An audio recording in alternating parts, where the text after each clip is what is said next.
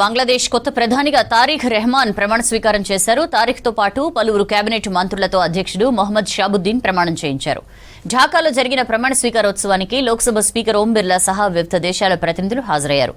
మాజీ ప్రధాని ఖలీదా జియా కుమారుడైన తారిక్ రెహమాన్ 2008లో బంగ్లా విడిచి వెళ్లారు. 17 ఏళ్ల పాటు బ్రిటన్లో ప్రవాస జీవితం గడిపారు.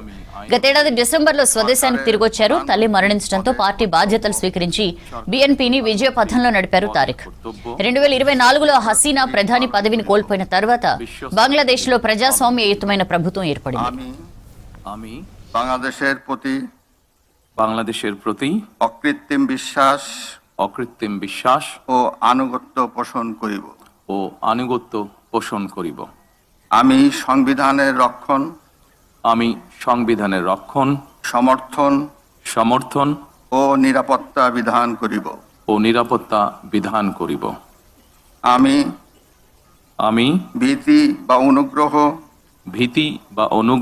অনুরাগ বা বিরাগের বশবর্তী না হইয়া সকলের প্রতি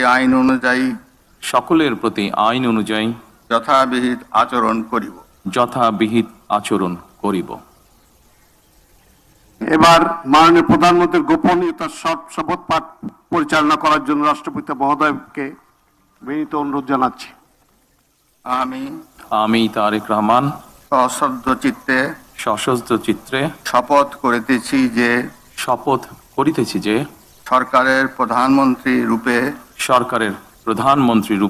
যে সকল বিষয় আমার বিবেচনার জন্য আনিত হইবে বা যে সকল বিষয় আমি অবগত হইব তাহা প্রধানমন্ত্রী রূপে যথাযথভাবে আমার কর্তব্য পালনের প্রয়োজন ব্যতীত প্রত্যক্ষ বা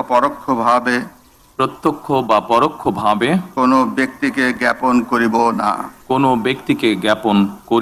বা কোনো ব্যক্তির নিকট